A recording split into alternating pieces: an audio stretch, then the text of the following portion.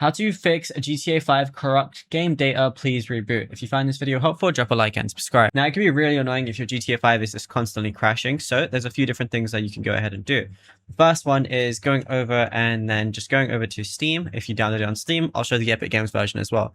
Go over to your library. You're going to see a lot of different things here, but from here, go ahead and find your GTA 5. So this can work on both Enhanced and Legacy. All you want to do is right click, go over to properties, then go to installed files, and then what you want to do is verify the integrity of the game files.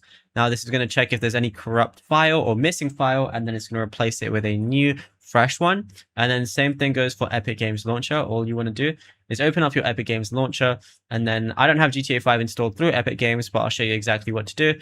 Let's just say, let me just go to a game I have installed, press the three little dots on GTA 5, then go over not to options, but go over to manage.